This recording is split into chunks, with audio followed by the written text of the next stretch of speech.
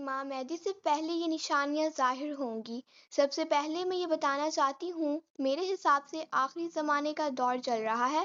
اس دور میں کچھ واقعات کا ایک سلسلہ ہے جو امام مہدی سے شروع ہوتا ہے۔ اگر ہم بڑی نشانیوں کی بات کریں تو پہلے امام مہدی، پھر دجال، پھر حضرت عیسیٰ کی واپسی، اس کے بعد یاجوج ماجوج کا نکلنا، دابۃ الارض کا ظہور اور اسی طرح کی دیگر نشانیاں۔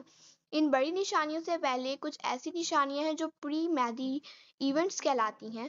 آخری زمانے کے تناظر میں یہ نشانیاں بہت واضح ہیں اور تقریباً تمام علماء کا اس بات پر اتفاق ہے کہ چھوٹی نشانیاں مکمل ہو چکی ہیں، اتنی واضح ہو چکی ہیں کہ ان سے اختلاف نہیں کیا جا سکتا ہے۔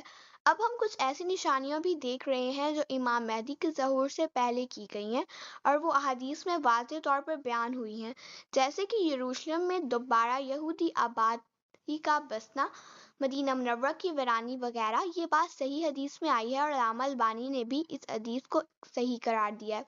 حدیث میں ہے کہ یروشلم کی آبادی اور مدینہ کی ویرانی ساتھ ساتھ ہوں گی۔ اب مدینہ کی ویرانی اور دیگر علامات ہمارے سامنے آ رہی ہیں۔ ہم ان موضوعات پر بات کیوں کرتے ہیں؟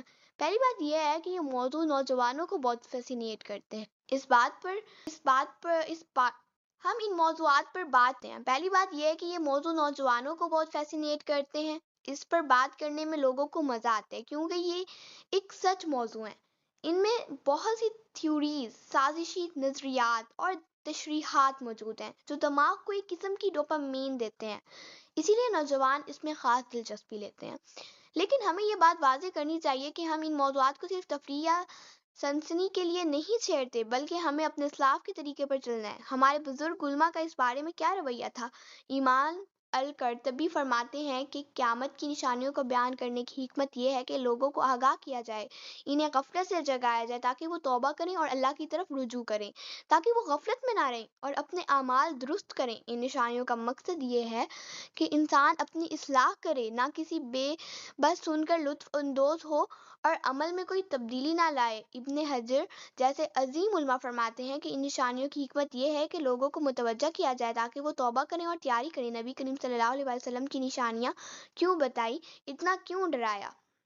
اس لیے کہ ان نشانیوں کو دیکھ کر لوگ جاگ جائیں اور اپنے اعمال کو دوبارہ دیکھیں۔ ایک صحابی نبی صلی اللہ علیہ وسلم کے پاس آئے اور پوچھا، یا رسول اللہ، قیامت کب آئے گی؟ آپ صلی اللہ علیہ وسلم نے کتنا خوبصورت جواب دیا، تم نے اس کے لیے کیا تیاری کی ہے؟ یعنی قیامت جب آئے گی سو آئے گی، لیکن اگر تمہیں موت آ گئی تو تمہاری قیامت تو شروع ہو گئی۔ قبر، برزخ، یہ سب تمہاری ذاتی قیامت کی شروعات ہیں۔